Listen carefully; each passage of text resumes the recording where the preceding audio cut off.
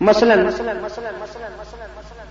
اپنے شوہر کو جتنی بیوی سمجھتی ہے شاید کوئی دوسرا نہ سمجھتا ہو.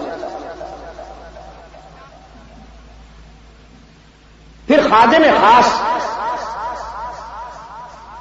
جو اندرون خانہ اپنے آقا کی خدمت میں رہتا ہے وہ بھی بہت قریب سے جانتا ہے. پھر اڑوس پڑوس میں رہنے والے دور رہنے والوں کا بنسبت زیادہ جانتے ہیں اپنے پڑوسی کو. میں ان تینوں پیمانوں پر رحمت عالم صلی اللہ علیہ وسلم کی صداقت کو گوش گزار کروں گا. سب سے پہلے رفیق حیات کے تاثرات وحی کی خلوتوں سے، ہرا کی خلوتوں سے پہلا سبق لے کر رحمت عالم صلی اللہ علیہ وسلم جب گھر تشریف لاتے ہیں تو جلالت وحی سے آپ صلی اللہ علیہ وسلم لرزہ براندام تھے، جس میں اطہر پہ کپکپی تھی اور جبین اطہر پہ پسینے کی بوندیں تھیں جو ہمیشہ وحی کی کیفیت میں نمودار ہوا کرتی تھی.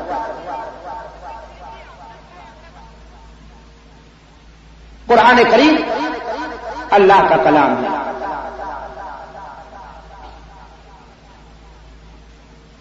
چونکہ صاحب کلام جلیل القدر ہے، اس کے کلام میں بھی جلالت کا وہی عکس.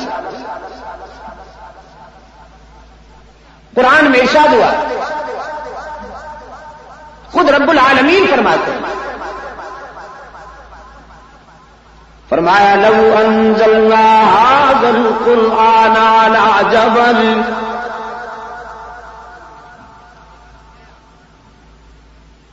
لو انزلنا هذا القرآن على جبل لرأيته خاشعا متصدعا من خشية الله.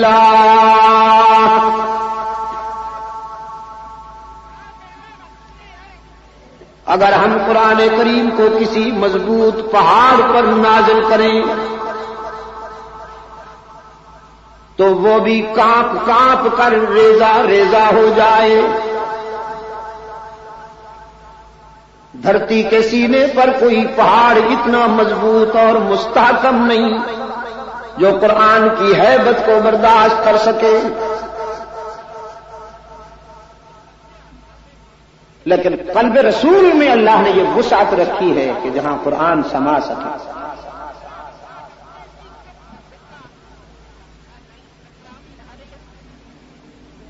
ارض و سما کہاں تیری وسعت کو پا سکے، ارض و سما کہاں تیری وسعت کو پا سکے. میرا ہی دل وہ ہے کہ جہاں تو سما سکے.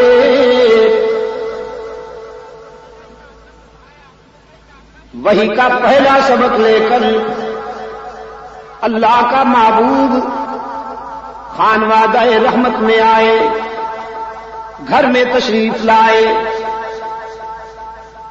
ام المومنین سیدہ خدیجہ رضی اللہ تعالی عنہا سے فرمایا زملونی، خدیجہ مجھ پر چادر ڈال دو، انی خشیت علی نفسی، مجھے تو جان کی فکر لاحق ہے.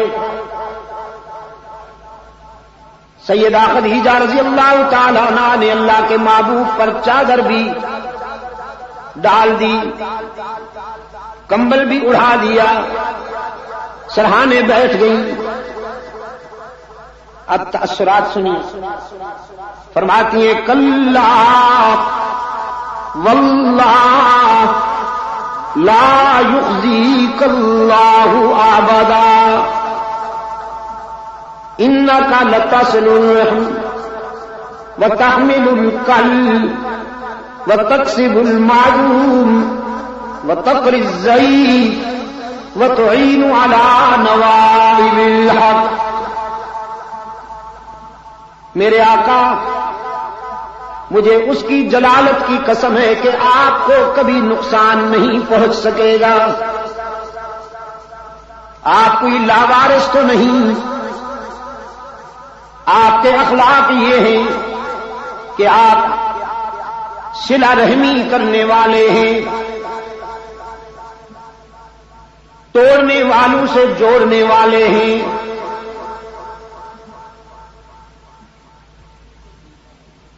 بدخواہوں کے خیر خواہ ہیں. صلہ رحمی کا یہی تصور ہے دوستو.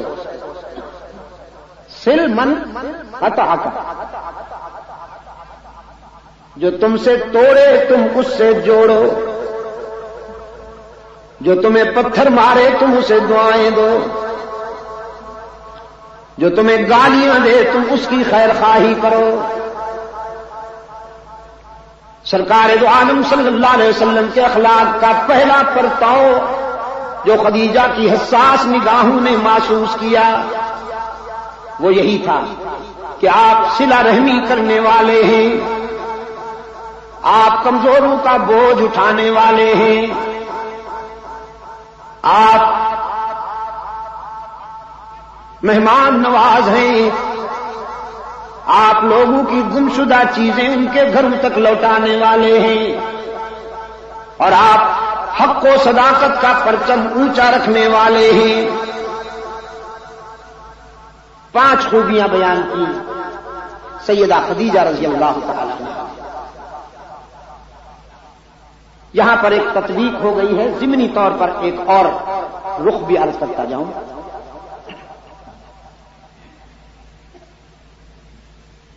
مکہ والوں کی دل آزاریوں کے پیش نظر اپنے قائد کے مشورے پر حضرت صدیق اکبر رضی اللہ تعالیٰ عنہ جب حبشہ کے سفر کا ارادہ کرتے ہیں تو مکہ سے باہر جاتے ہوئے سامنے ایک بہت بڑا وڈیرا اور سردار آ جاتا ہے،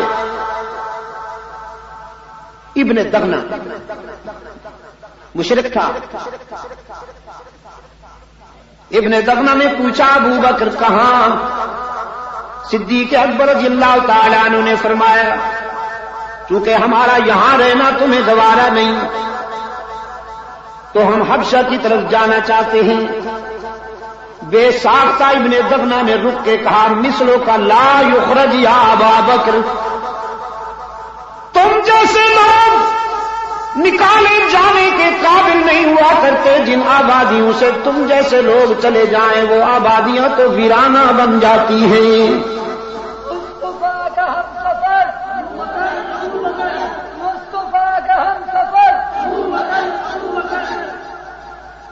سردی میں بیچارے مقبوض بیٹھے ہیں، لیکن انشاءاللہ میں اتاروں گا ان کی سردی ابھی.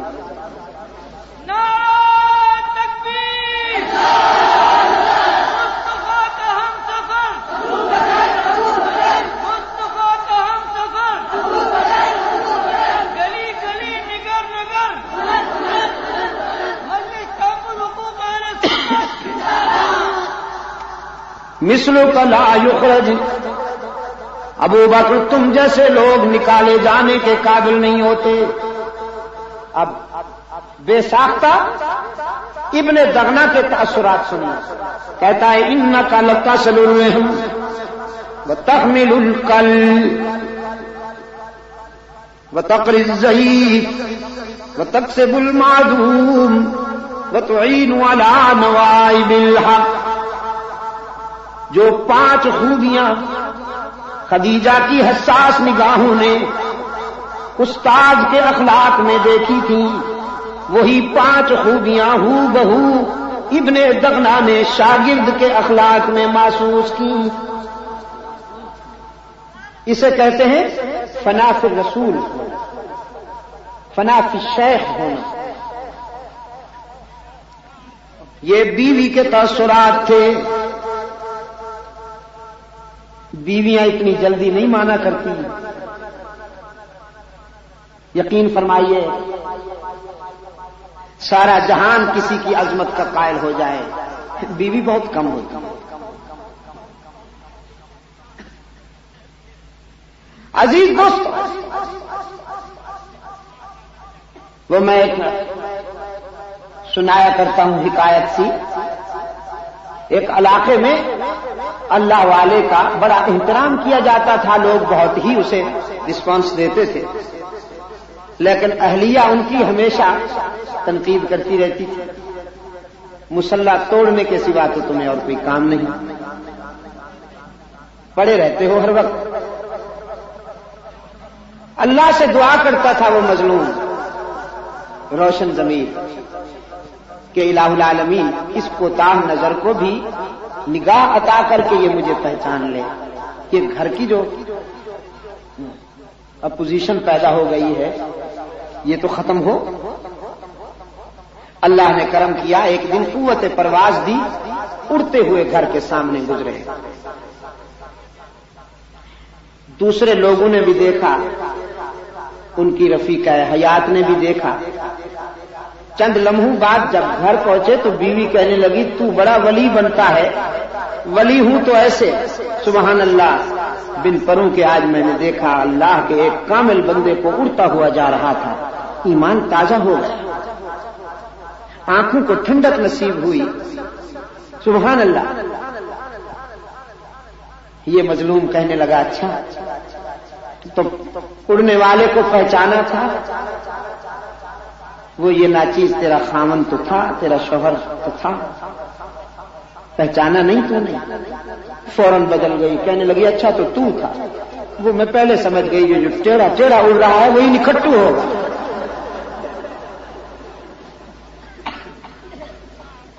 بیویاں بہت کم مانا کرتی ہیں،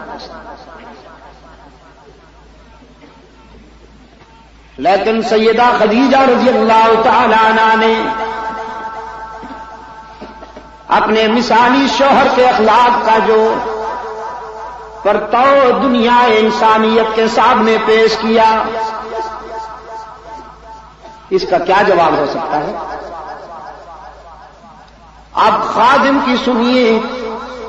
انہی خدیجہ رضی اللہ تعالی عنہا نے حضرت زید کو خرید کر کے رحمت عالم صلی اللہ علیہ وسلم کی خدمت کے لیے وقف کیا. کچھ عرصہ کے بعد زید کے باپ کو پتہ چلا کہ میرا بیٹا مکہ کے ایک ہاشمی گھرانے میں خادم ہے. تلاش کرتا ہوا مکہ میں پہنچا، زید کو ملا ایک ہاشمی گھرانے میں خادم ہے. تلاش کرتا ہوا مکہ میں پہنچا، زید کو ملا، دیر تک روتا رہا. کہنے لگا بیٹا جب سے تم چلے آئے ہو ہمارے گھر سے مسکراہٹیں بھی رخصت ہو گئیں. تمہاری ماں ہر وقت تمہاری انتظار میں دروازے کو دیکھتی اور روتی رہتی ہے کہ کب میرا لخت جگر آئے گا. تمہاری بہنیں بھی بے قرار ہیں، آؤ میں تمہیں لینے کے لیے آیا ہوں. زید کہتا ہے یہ باتیں بعد میں ہوں گی، آؤ پہلے میں تجھے اپنے آقا سے ملا دوں.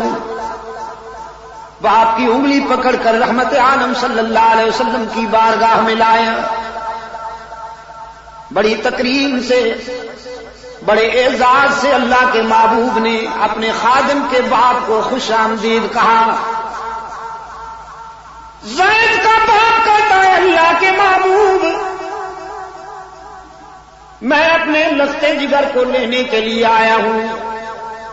اس کے خریدنے پر جتنی رقم ادا کی گئی تھی میں اسے دگنی رقم دوں گا. مہربانی کیجئے. اس کے ماں کے آنسو دیکھے نہیں جاتے، اس کی بہنوں کی بے قراری دیکھی نہیں جاتی. رحمت عالم صلی اللہ علیہ وسلم نے فرمایا